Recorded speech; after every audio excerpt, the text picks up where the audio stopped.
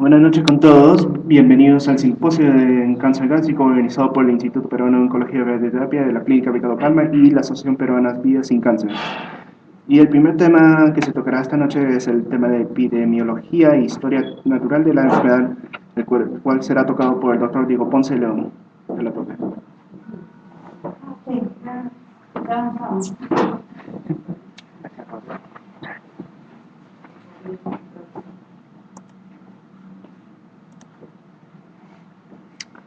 Buenas noches con todo el auditorio. Para dar inicio al simposio de cáncer gástrico, vamos a hablar acerca de la epidemiología e historia natural de esta enfermedad. Con respecto a la epidemiología, podemos ver que se estima que casi 1 millón de casos nuevos ocurrieron en el año 2012, de los cuales representan el 6.8% de neoplasias malignas diagnosticadas en ese año. Esta cifra lo convierte en la quinta neoplasia maligna más frecuente a nivel mundial, superada por cáncer de pulmón, cáncer de mama, cáncer de colon y cáncer prostático. Cabe resaltar que se observa con respecto a las primeras estimaciones de cáncer dadas en 1975, un cambio radical, en el cual el cáncer gástrico ocupaba el primer lugar en términos de incidencia. La incidencia y mortalidad de cáncer gástrico varían de acuerdo a la región en donde nos encontremos, como vemos en este cuadro. Por ejemplo, hay pacientes japoneses que han migrado a Norteamérica y estos van a adquirir gradualmente las tasas de incidencia de cáncer gástrico de la región a los cuales han migrado, lo que sugiere un factor ambiental como un factor causal importante. Asimismo, es llamativo que la incidencia de cáncer gástrico ha disminuido dramáticamente desde los años 1980. Sin embargo, la incidencia de cáncer gástrico proximal y cáncer gástrico de la unión gastroesofágica han venido incrementando. Más del 70% de los casos van a ocurrir en países en vías de desarrollo y casi la mitad del total mundial ocurre en la región del Pacífico Occidental, en países tales como China, Japón, Corea y Filipinas. Esta enfermedad ocupa el quinto puesto en incidencia a nivel mundial en ambos sexos, superada por cáncer de pulmón, mama, colorectal y de próstata. En términos de mortalidad, ocupa el tercer puesto, superado por cáncer pulmonar y cáncer hepático. Con respecto a los índices de prevalencia a los 5 años, se ve que el cáncer gástrico ocupa el quinto lugar. Aquí podemos apreciar que el grupo etario más afectado por esta enfermedad es aquel comprendido entre los 65 y 74 años de edad, con una edad media al momento de diagnóstico de 69 años. Por otro lado, vemos que el género masculino es más afectado que el género femenino, con una relación de 2:1, y las razas más afectadas son la raza negra, la raza asiática y la raza hispana.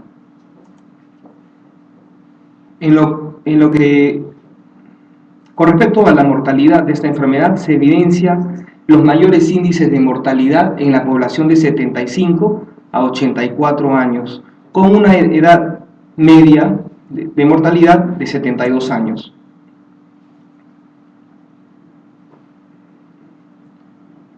Asimismo, se evidencia una mayor mortalidad en el género masculino y los mayores índices de mortalidad se van a poder evidenciar en la raza negra. En lo que respecta a Latinoamérica, vemos que las zonas en azul son las que presentan una mayor incidencia de cáncer gástrico en ambos sexos. Resalta Costa Rica como el país latinoamericano con mayor incidencia de cáncer gástrico, seguido por Perú, Chile y Ecuador. ¿Cuál es la situación en nuestro país? Vemos que el cáncer de estómago, en términos de incidencia, en pacientes varones va a ocupar la primera neoplasia maligna. Y en lo que respecta al género femenino, vamos a ver que ocupa el tercer puesto, superada por cáncer de útero y mama.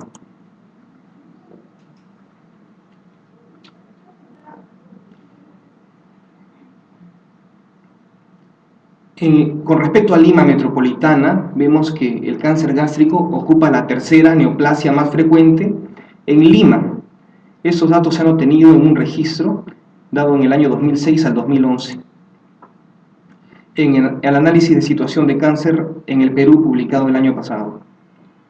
Asimismo, en términos de mortalidad, vemos que ocupa la primera causa de mortalidad en ambos sexos a nivel de neoplasias malignas en nuestro país. Con respecto a la historia natural de esta enfermedad,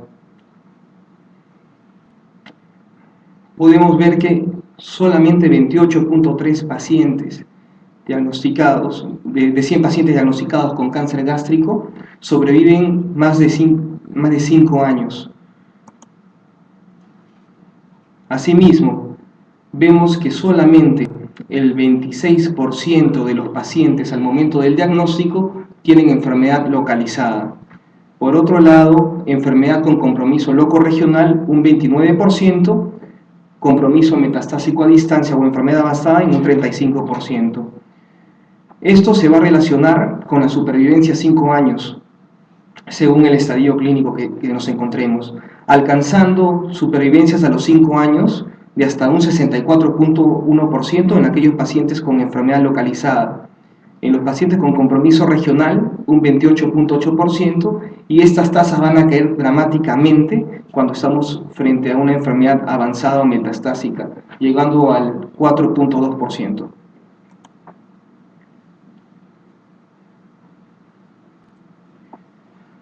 Esta es una revisión retrospectiva de pacientes con cáncer gástrico obtenido en los registros del SER entre los años 2004 y 2007. Se analizó la sobrevida a los 3 años según el T, N y el estadio clínico. Se pudo observar que el compromiso ganglionar y el nivel de penetración en las distintas capas del estómago es indirectamente proporcional al tiempo de sobrevida. Asimismo, según el estadio clínico, se observa que en estadios más precoces, es decir, aquellos estadios 1A, 1B y 2, alcanzan sobrevidas medias que superan los 36 meses. Por otro lado, en estadios 4 con enfermedad avanzada, las sobrevidas son bastante pobres. Y las sobrevidas medias en estos estadios clínicos son menores o iguales a los 6 meses. Este es un cuadro que les quería presentar en el cual se evalúa la supervivencia, la sobrevida a 5 años en pacientes tratados con cirugía con intención curativa. Vemos que en aquellos pacientes con estadio precoces, 1A y 1B, la supervivencia a 5 años son altas, alcanzando 71% a 57%, y estas van cayendo dramáticamente conforme va avanzando el compromiso ganglionar. Vemos incluso pobres tasas de sobrevida a los 5 años en aquellos estadios 3B, 3C y por supuesto los estadios clínicos 4. ¿Cuáles van a ser los factores asociados con el riesgo de el incremento de riesgo para desarrollar cáncer de estómago?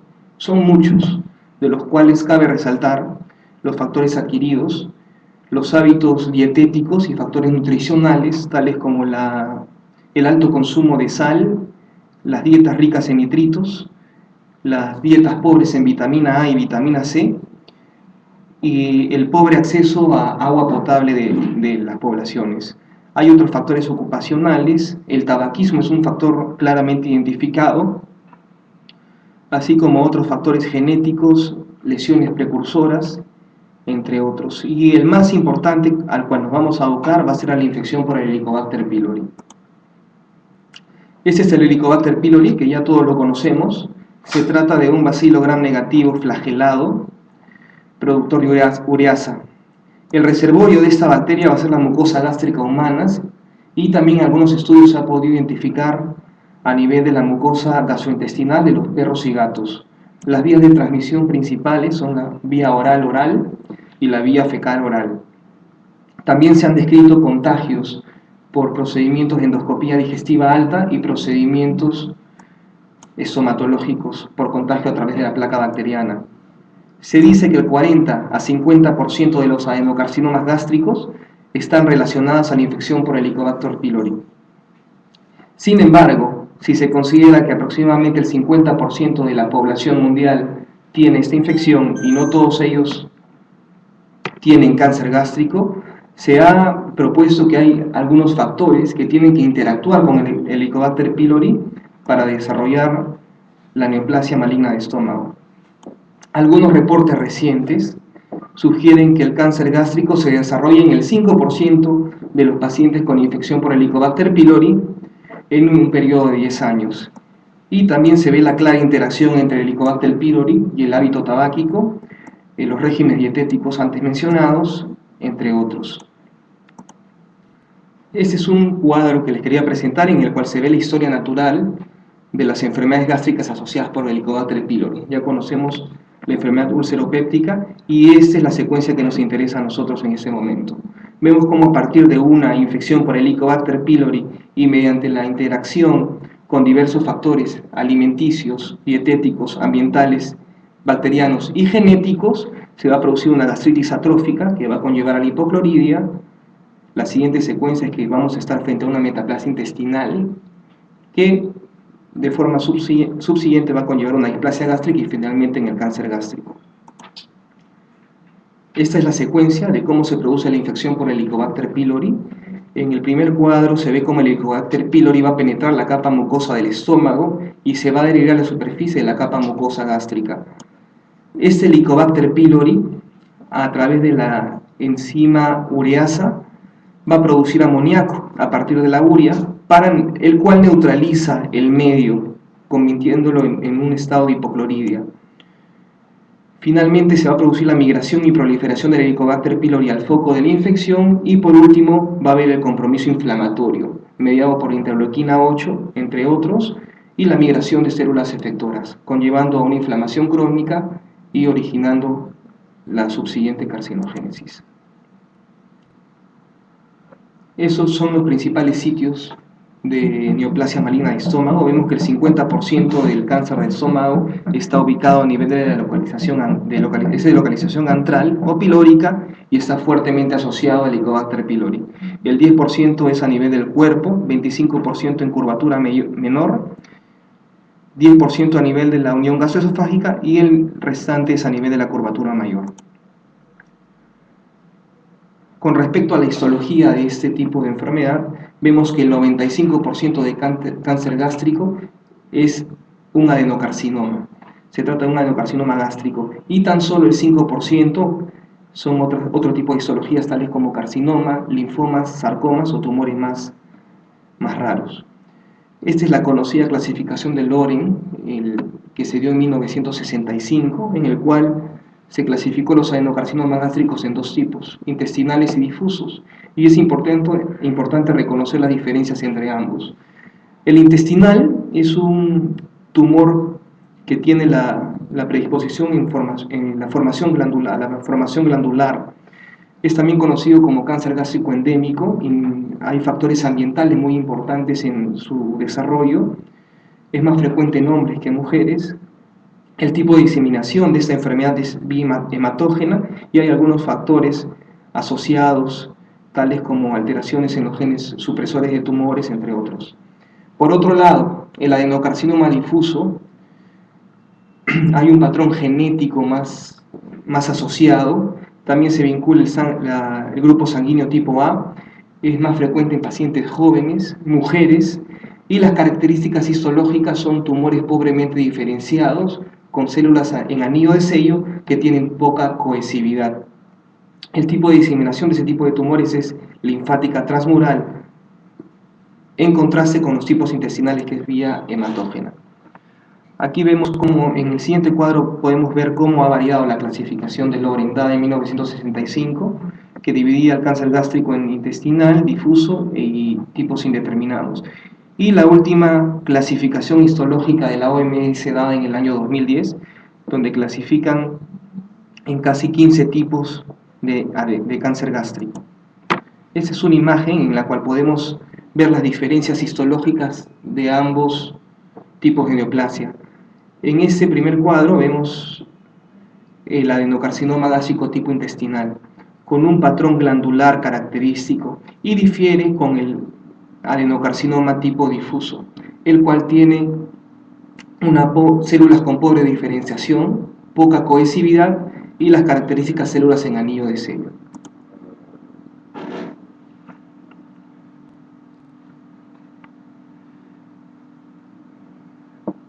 Actualmente ya podemos diferenciar el cáncer gástrico por sus patrones genéticos. Hay una clasificación genética que podemos diferenciar el cáncer gástrico en tres tipos. Primero, el cáncer gástrico proximal, que está mediado por mecanismos inflamatorios. En segundo lugar, el cáncer gástrico distal, que está fuertemente relacionado a la infección por Helicobacter pylori. Y el cáncer gástrico difuso, que está asociado a factores genéticos, tales como las mutaciones de los oncogenes CDH1. Es importante saber que en el cáncer gástrico proximal, el HER2 se encuentra sobreexpresado en el 25 a 30% de los pacientes. En el cáncer gástrico distal, el HER2 va a estar sobreexpresado en el 20 a 25% de los pacientes. Y en el cáncer gástrico difuso, el HER2 va a estar sobreexpresado en menos del 5% de los pacientes. ¿Cuál es la importancia de determinar la frecuencia de mutaciones en el HER2? Debido a que esto nos va a permitir tenerlo como una diana terapéutica en los escenarios de cáncer gástrico avanzado.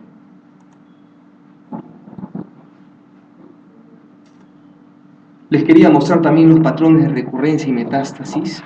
Las tres principales vías de diseminación de esta enfermedad es invasión local de estructuras o órganos adyacentes, diseminación hematógena, especialmente en los adenocarcinomas tipo intestinales, y diseminación linfática en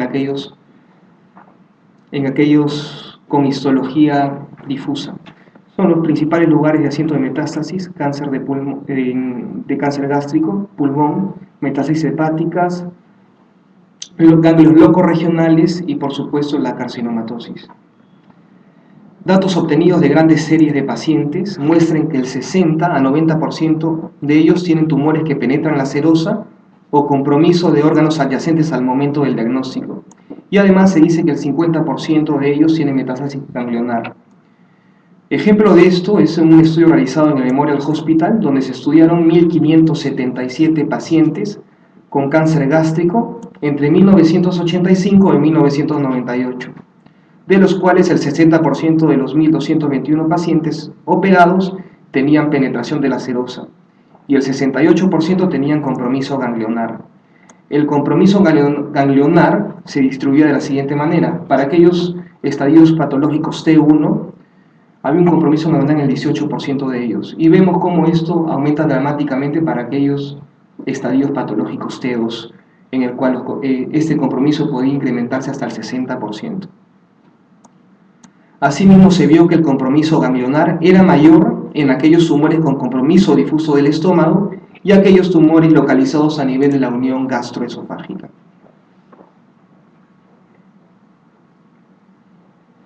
Este es un reporte del Memorial Sloan Kettering Cancer Center, que se estudiaron los patrones de recurrencia de 1.038 pacientes que fueron sometidos a gastrectomía R0 con linfadenectomía D2. 496 pacientes tuvieron enfermedad recurrente, de los cuales se estudiaron los patrones de recurrencia de 367, es decir, 74% de ellos. De esos pacientes que recurrieron, el 54% lo hicieron a nivel locorregional, el 51% con metástasis a distancia y el 29% con diseminación peritoneal o recurrencia peritoneal. Cabe rescatar de este estudio que los análisis multivariados muestran que la recurrencia peritoneal se asociaba más con el género femenino, los estadios T más avanzados, tumores distales y de histología difusa, mientras que la recurrencia regional estaba asociada a la localización proximal, estadios T tempranos y tumores de histología intestinal.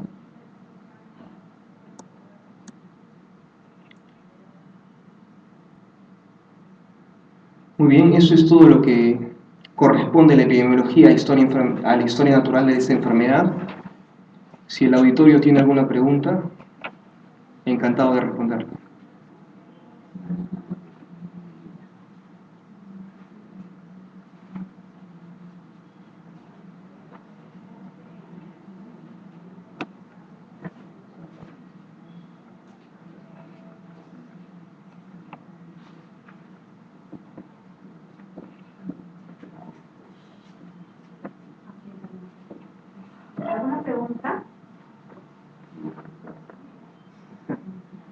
¿Alguna pregunta?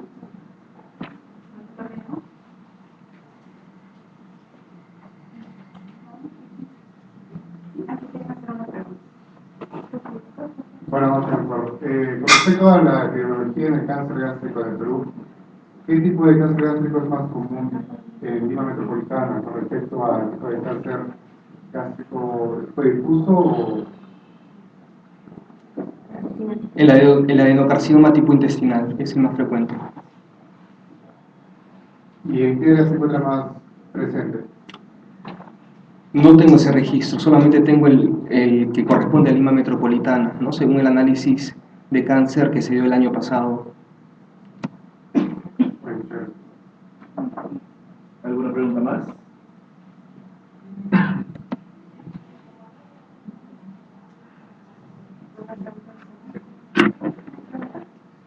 Ok, parece que ya no hay más preguntas. Le agradecemos al doctor Diego José León por su exposición. Le darle fuertes aplausos, por favor. Vamos a pedirle, por favor, al doctor Rodríguez que ya entregue su certificado como ponente, por favor. Por favor.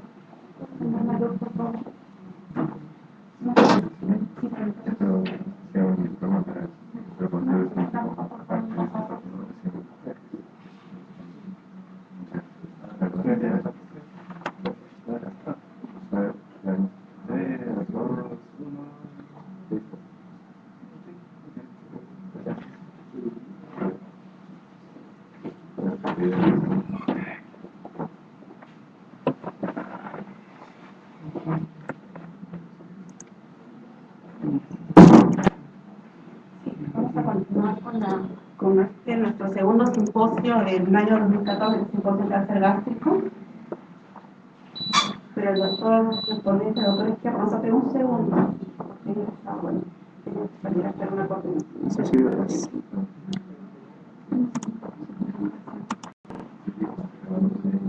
Sí. Para las personas que vienen por primera vez, creo que algunos están tomando fotos de diapositiva, les comento que estamos transmitiendo en vivo también en este momento, ¿no? Tenemos personas que lo están viendo en vivo y vamos a entregarles un CD, pero vamos a colocarlos también al final del simposio en la página web del Instituto Peruano de Oncología y Radioterapia. No solo van a encontrar las presentaciones de este simposio, sino también de los simposios anteriores, ¿ya? Y de los posteriores que vengan. Pueden ingresar y pueden acceder. Y acceden a la presentación y también al audio, ¿no? Se escucha también la voz gracias al sistema de transmisión. Bien, entonces ahora sí podemos continuar. Bien, entonces vamos a continuar con el siguiente tema, que es evaluación diagnóstica inicial, a cargo del doctor Juan Carlos Izquierdo Bernardo, que vamos a invitarlo a que pase adelante, por favor. Y vamos a estimularlo con unos fuertes aplausos. Gracias, Rosa.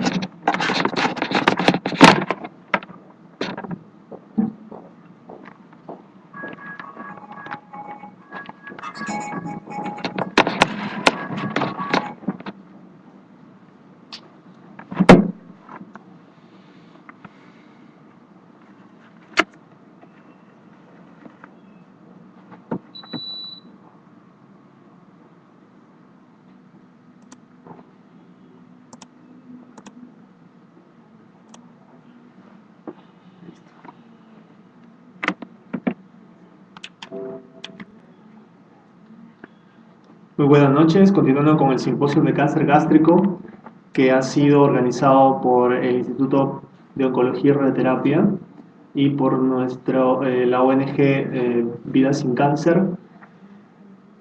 Vamos a tener el agrado de hablar del plan de trabajo diagnóstico en cáncer gástrico.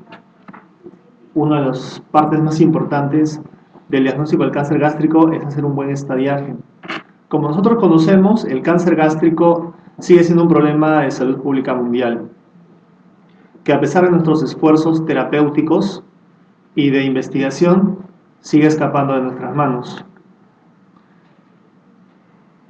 Para los años 90 se creía que el cáncer gástrico era producto de una serie concatenada de eventos fisiopatológicos que podían provenir de una gastritis crónica y terminar en un cáncer gástrico. Hoy en día se sabe que esto solamente explica un 20 a 40% de casos y la gran mayoría puede ser obedecido a una serie de factores múltiples, pocos conocidos aún, en los que se involucran factores genéticos, factores ambientales, inmunológicos, bacterianos, entre otros.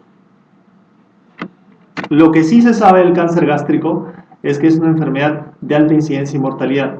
Las razones por las cuales lo es sería el estadio avanzado de la enfermedad al momento del diagnóstico, que como pueden ver en la gráfica, suma más del 70% de casos entre el estadio clínico 3 y el estadio clínico 4, a pesar de los esfuerzos terapéuticos, y el aumento del estadiaje precoz de cáncer gástrico en estadio clínico 1 y 2, que ha ido aumentando en los últimos 15 años.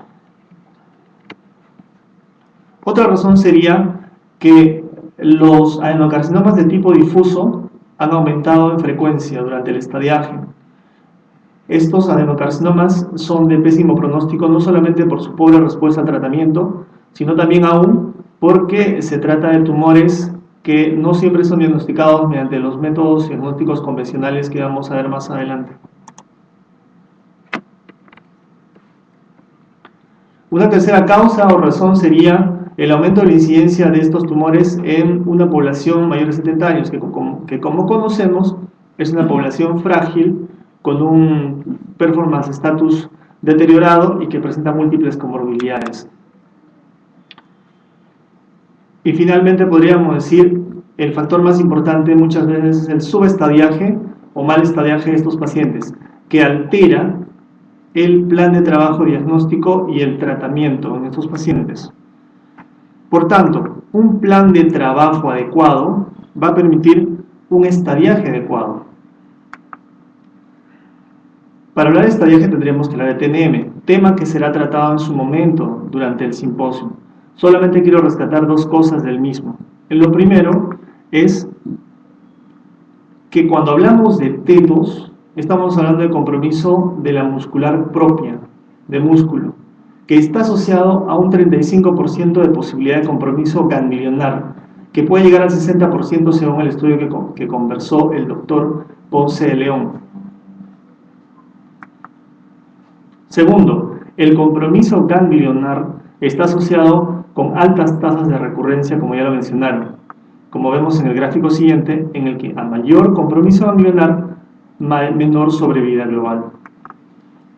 Y tercero y último, podríamos decir de que entre el 20 y 40% de pacientes con cáncer gástrico son subestadiados a pesar de los esfuerzos de diagnóstico que se hacen en estos pacientes. El plan de trabajo nos va a permitir hacer o dividir a los pacientes en 4 subgrupos de plan de manejo o terapéutico. El primero es una enfermedad muy temprana, conocida como in situ o enfermedad muy localizada, que puede ser tratado de forma endoscópica. El segundo grupo es la enfermedad temprana, que es conocida como el T1B, en la que no hay compromiso aún de la capa muscular y que puede ir a una cirugía definitiva. El tercer grupo, que es el más complejo, es el grupo de la enfermedad locorregional, en la que la presencia del compromiso muscular va a estar asociado con potencialmente compromiso ganglionar y por tanto requiere un manejo complejo en el que podría necesitarse un tratamiento previo a la cirugía y posterior, por supuesto. Y finalmente, la enfermedad metastásica que requiere un tratamiento paliativo. Muy bien. Una vez más, con todo lo antes dicho, vamos a tratar de hablar de algunas de las herramientas diagnósticas, tratar de hacer un consenso y finalmente pretender hacer algunas recomendaciones. Un plan de trabajo adecuado debe involucrar una historia clínica apropiada y un examen físico del paciente. La mayoría de los pacientes con cáncer gástrico son o tienen una enfermedad subclínica. Segundo, debe tener una endoscopía digestiva alta, muy conocida, y una biopsia. Tercero, debe tener una tomografía de tórax, abdomen y si es posible de pelvis. Cuarto, un PET-CT, si es que está al alcance de nosotros y tiene los criterios que vamos a ver más adelante. Una ultrasonografía endoscópica o ecoendoscopía. Y para los estadios avanzados, si es que aparece una metástasis a distancia atípica, esta debe ser biopsiada, pues no necesariamente podría tratarse de una metástasis, sino de un segundo primario. Y finalmente, si la enfermedad es metastásica, debe hacerse el estudio del HER2 o de la sobreexpresión del HER2 como blanco terapéutico.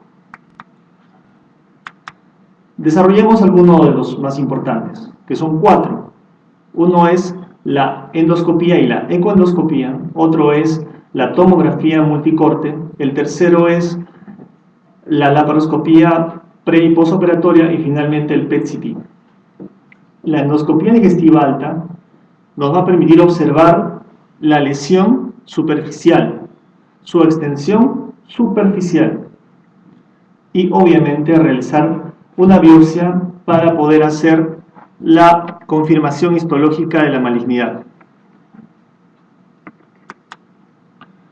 Las lesiones pueden ser muy groseras o ser muy discretas, como podemos ver en el gráfico, en la que las lesiones pueden ser pequeñas y pueden aparentar ser otro tipo de enfermedad que no necesariamente sea neoplásica, o pueden ser muy grotescas. La ecoendoscopía, que viene a ser la evolución de la endoscopía digestiva alta, en la que se asocia al transductor un ultrasonógrafo y permite ver la profundidad de la lesión y el compromiso ganglionar, va a depender, no desafortunadamente, pero sí va a depender de la experticia del operador. Sin embargo, si es que tiene alta precisión, como vemos en el tamaño tumoral y el compromiso ganglionar, puede generar un cambio en el manejo terapéutico en un 25% de casos. La pregunta que se hace en este trabajo de la World Journal Gastroenterology del 2008 menciona cuán buena es la ultrasonografía endoscópica para estudiar el TNM en cáncer gástrico. Para ello se hizo un metaanálisis que revisó 22 estudios con 1.896 pacientes y trató de definir la sensibilidad de la ultrasonografía en relación al tamaño tumoral y al compromiso ganglionar. La sensibilidad para el tamaño tumoral dependía del tamaño. Si era un T1 era 88% y si era un T4 llegaba hasta un 99.2%. En relación al compromiso ganglionar, la sensibilidad de este estudio era de, si era N1, 58% y si era un N2, 64.9%. Concluyendo así el estudio que la ultrasonografía resulta ser mucho más precisa con enfermedad más avanzada que con enfermedad temprana. Si es que la ultrasonografía endoscópica muestra una enfermedad avanzada, o sea, es decir, un T3 o un T4, lo más probable es que el estudio anatomopatológico postoperatorio confirme esa enfermedad. Altamente preciso. Las imágenes de ecoendoscopía, como podemos observar, nos pueden mostrar una imagen de compromiso sobre la mucosa, que es un T1, compromiso de la muscular, que es un T2. Son imágenes difíciles, obviamente, de analizar, pero la bibliografía refiere que aquí habría un compromiso de T3, en la que hay compromiso de la serosa, y finalmente una imagen con T4, en la que ya hay compromiso de órganos adyacentes. La tomografía de tórax, abdomen y pelvis, como ya la conocemos, nos va a permitir hacer el estudio de extensión de enfermedad, es decir, la búsqueda de metástasis. Sin embargo, si la tomografía es multicorte o multislice, esta tiene una precisión muy similar a la ecoendoscopía o a la ultrasonografía endoscópica, como acabamos de decir, que puede llegar en relación al estudio del tamaño tumoral a 76%, y si es compromiso ganglionar a 62.8%, como lo menciona el estudio en la que se hace un estadiaje preoperatorio de cáncer gástrico por endoscopía, ecoendoscopía, y por tomografía multislice.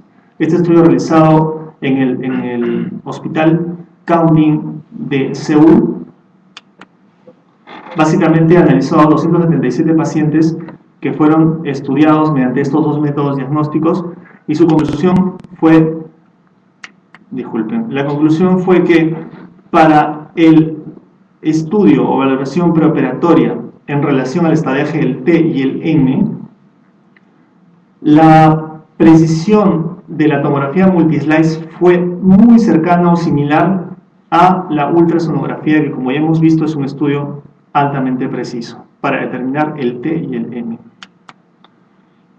Una tercera herramienta a tomar en cuenta en el cáncer gástrico es la laparoscopía pre y postoperatoria, tema que será tratado con mayor detalle por los expertos del área, que son los cirujanos, y que debe ser rescatado en este momento porque permite detectar metástasis ocultas intraabdominales en cerca del 23% de casos que habían sido previamente sometidos a ultrasonografía endoscópica o a tomografía multislice y que habían sido subestadiados supuestamente como localizados.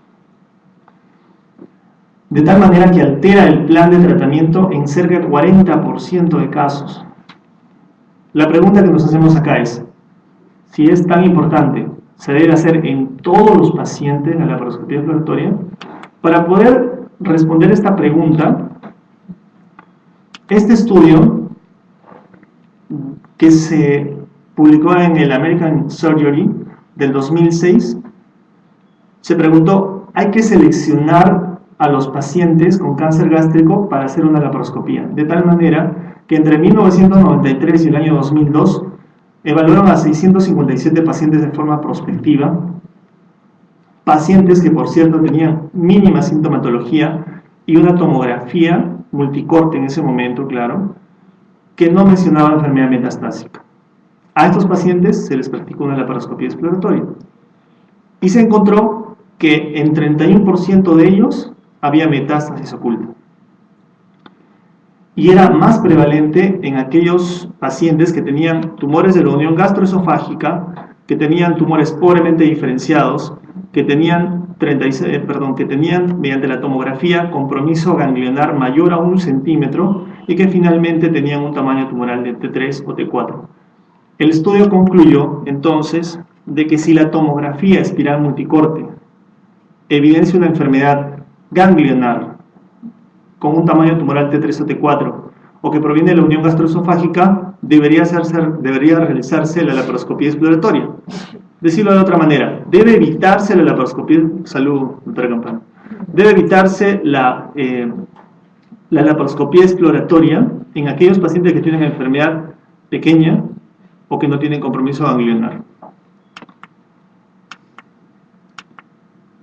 Vuelvo a repetir, ¿en qué pacientes debo realizar la laparoscopía exploratoria? Si la ultrasonografía, ya no la tomografía, ni la ultrasonografía endoscópica menciona que tiene una enfermedad T3, T4 o tiene compromiso ganglionar, debe realizarse la laparoscopía exploratoria, porque en probablemente 25% de casos haya metástasis oculta intraperitoneal. Si es una enfermedad T1 o T2, solamente se encuentra en menos del 4% de casos. Como lo refiere el siguiente estudio, que se publicó en el Journal American College Surgery del 2008, en el que mencionan que la ultrasonografía endoscópica podría mejorar la selección para la laparoscopía en pacientes con cáncer gástrico localizado. En este trabajo se decidió determinar si la ultrasonografía endoscópica podía mejorar la selección de los pacientes para la laparoscopía exploratoria. Según la ultrasonografía endoscópica, a los pacientes se los dividieron en dos grupos: pacientes de bajo riesgo, es decir, pacientes con un tamaño T1 o T2, y pacientes de alto riesgo, que eran pacientes que tenían un tamaño tumoral T3 o T4 o compromiso ganglionar. Y las conclusiones fueron, los resultados fueron que en los 94 pacientes que se estudiaron, el 72% tenían enfermedad de alto riesgo, la gran mayoría. Y de estos se encontró un 29% de pacientes, de todos los pacientes, se encontró un 29% de enfermedad metastásica oculta. De todos estos pacientes, casi más del 90% de ellos eran de enfermedad de alto riesgo. Mientras que en los pacientes que tenían enfermedad pequeña, T1 o T2 o considerada de bajo riesgo, no se encontró más que en un solo caso enfermedad oculta. siendo su valor predictivo negativo mayor al 96%, altísimo. Concluyéndose así entonces de que este estudio sugiere que la laparoscopía debe ser evitada en pacientes con enfermedad temprana según la ultrasonografía endoscópica. Que los pacientes con enfermedad más avanzada tienen alto riesgo de enfermedad peritoneal y que deben realizarse una laparoscopía exploratoria. Muy bien. Finalmente pasamos al PET-CT, que tiene unas limitaciones, es cierto, ya que puede evitar la detección o puede no detectar a tumores que son tipo adenocarcinoma de tipo difuso con células en anillo de sello, que podría ser inferior en relación al estudio tomográfico con respecto a valorar el compromiso ganglionar o el compromiso de carcinomatosis peritoneal, es cierto, pero es una herramienta muy útil, como lo vamos a ver en el siguiente trabajo, en el que se valora la utilidad de la tomografía con emisión de positrones preoperatoria para la detección de cáncer gástrico. En este estudio, 62 pacientes fueron sometidos a una tomografía espiral multicorte y posteriormente a una resección gástrica con linfadenectomía, y se hizo la comparación. Se valoró el tumor primario por PET-CT según las tasas de detección, y estas fueron: si era un tumor avanzado, su tasa de detección era de 82%, pero si era un tumor temprano, era solo 25%. Si había compromiso ganglionar, la tasa de detección era del 79% preoperatorio, pero si era no ganglionar el compromiso, o no había compromiso ganglionar, perdón, solo 39%. Aquí es lo más interesante, que los pacientes que tenían adenocarcinoma gástrico tipo intestinal fueron detectados preoperatoriamente en 43% de casos, pero si tenían compromiso por adenocarcinoma tipo difuso, ningún caso fue detectado por el PET-CT. Cabe la pena destacar que incidentalmente se encontró 2 pacientes en los que había una neoplasia sincrónica, es decir, un cáncer de colon. Y en un solo caso, además de eso, se detectó metástasis pulmonar. Por lo tanto, se concluye en este estudio que a tumores avanzados con compromiso ganglionar o grandes, hay un alto riesgo, la tasa de detección por PET-CT es alta. Y finalmente, un estudio que engloba las 4 herramientas terapéuticas: el PET-CT, la laparoscopía exploratoria, la ultrasonografía y la tomografía multislice, realizado en el Memorial Sloan Kettering Center, y que fue publicado en la revista Cancer en el 2012. Es un estudio prospectivo que evalúa la utilidad del PET-CT y de la tomografía multicorte en pacientes con enfermedad localmente avanzada. Este estudio fue muy interesante.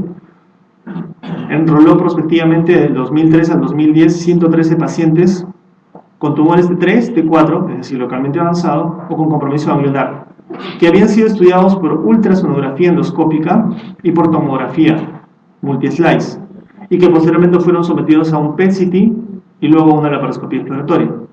Y los resultados fueron de la siguiente manera: se encontró que 31 pacientes, es decir, 27% de todo el total, tenían metástasis oculta a distancia.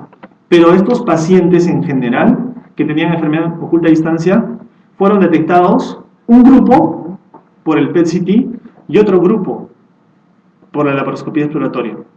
Y solo un paciente de todos estos pacientes, de esos 31, fue detectado por ambos métodos.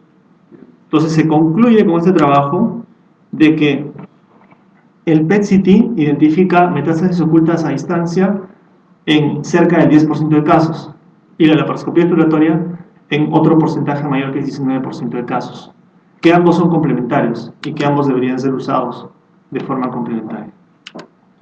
Muy bien. Las 4 herramientas diagnósticas que, como ya hemos mencionado, deben ser utilizados con propiedad y discreción y de acuerdo al estadio clínico. Algunas recomendaciones que podríamos pretender hacer en esta charla serían las siguientes. En los pacientes en general con cáncer gástrico, todos deben ser sometidos a una ultrasonografía endoscópica y a una tomografía multislice para determinar el tamaño tumoral y el compromiso ganglionar. Si el paciente, según la ultrasonografía endoscópica, y la tomografía multislice muestra una enfermedad T1 o T2 en tamaño, sin compromiso ganglionar obviamente, debe ir a una cirugía definitiva, es decir, se podría evitar la laparoscopía exploratoria. Si se puede hacer un PET-CT, se puede realizar, pero como ya lo hemos dicho, nunca si tiene un adenocarcinoma de tipo difuso, porque no va a ser captado. Si la enfermedad, en cambio, muestra un tamaño tumoral T3 o T4 compromiso ganglionar, debe ir a un PET-CT y posteriormente una laparoscopía exploratoria por la alta posibilidad de que estos pacientes tengan enfermedad oculta intraperitoneal. Muchas gracias.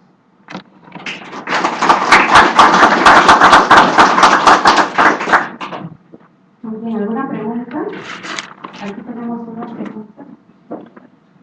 Bueno, doctor, en primer lugar felicitarle por su presentación, porque a nosotros en los hospitales tenemos muchos problemas en cuanto a lo que es empezar con el diagnóstico. Parece que la parte más importante ha planificado bien usted sobre lo que es el estadio inicial. Nosotros, fundamentalmente, solo hasta el T1B no hacemos la laparoscopía diagnóstica de frente, hacemos cirugía preventiva, sea endoscópica o sea quirúrgica. Pero todo T2, sí, aparte del estudio, nosotros planteamos la laparoscopía. Y a veces en la laparoscopía encontramos otra cosa, y entonces una foto que nos hace para empezar a hacer, digamos, un tratamiento de una quimioterapia perioperatoria previa, que le hacemos a todos los pacientes que encontremos un M1. ¿No? Y todo T3 o T4, todos siempre hacemos la laparoscopía diagnóstica previa, pues siempre pensamos que está en un estadio más avanzado. Y todos ellos entran siempre al programa de quimioterapia perioperatoria por neoadjuvante. Felicitaciones, doctor, porque está haciendo muy bien las guías. Acaba de decir un punto importante que debo rescatar, que es el tamaño T2, que es un tamaño borderline, que podría entrar en una laparoscopía exploratoria por la alta posibilidad de que haya compromiso ganglionar, pero la posibilidad de que haya enfermedad oculta solamente bordea el 2 a 4%. Sin embargo, es una medida cautelar a tomar en cuenta, ¿no? Muy importante. ¿Y alguna pregunta o sugerencia? Ahora, una pregunta sobre el PET scan. Bueno, nosotros no lo estamos utilizando en el hospital. No tenemos las indicaciones de ese como lo ha presentado usted ahora, ¿no? Y en cuanto al tema de la tomografía, el hidroten, digamos, lo hacen de rutina, piden a su paciente, digamos, el hidroten, ¿qué importancia tiene este examen? Doctor, me encantaría que usted nos ayude con la definición del hidrotem, porque en realidad no tengo idea. Dentro del estudio tomográfico le inyectan un litro de suelo para distender la pared del estómago y para ver la flexibilidad de la pared del estómago y podamos ver estimación en la mucosa. Gracias, doctor. Okay. Muchas gracias, doctor, por el reporte. ¿Hay alguna pregunta más? ¿Alguien más? Bueno, muchas gracias.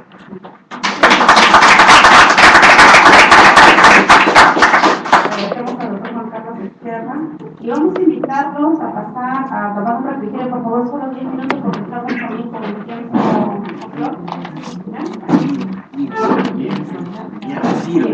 Doctor Fran, yo